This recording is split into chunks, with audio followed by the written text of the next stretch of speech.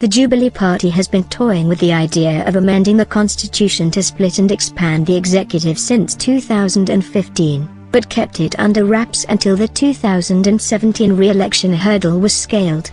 Key proposals were creation of 2 deputy vice president positions and reintroduction of the office of the Prime Minister. According to the internal document, Jubilee had planned to ride the 2017 re-election campaign on the proposed amendments to shore up support for President Kenyatta's bid for a second term. Jubilee shared the proposals with then-CORD senior officials, who later launched Hoka Kenya Referendum Bill 2016, but which sank after the Independent Electoral and Boundaries Commission (IEBC) dismissed signatures presented as fake, insinuating that they did not represent real registered voters according to IEBC records. However, details emerging from intense internal Jubilee wars over proposed amendments indicate the United Republican Party (URP) faction of the ruling party came close to threatening to move out of Jubilee to launch a separate campaign in the 2017 general election, if the National Alliance (TNA) partners insisted on pushing for the amendments.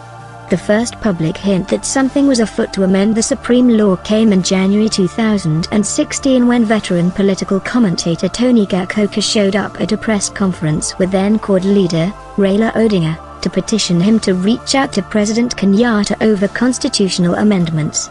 Mr. Gakoka said at the briefing that was held at Mr. Odinga's office at Upper Hill that he would deliver the same petition to President Kenyatta. It was not clear whose errands Mr. Gakoka was running. He was a former chief of protocol of Mr. Odinga when he was Prime Minister in the Grand Coalition government 2008 to 2012.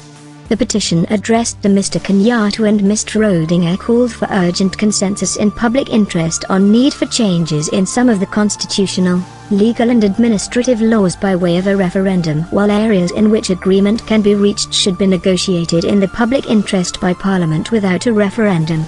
Significantly, Bullet 1 of Mr. Gakoka's petition called for a national consensus discussions (NCD) on 4 principal matters in the public interest, which today sounds like another name for the Building Bridges Initiative (BBI).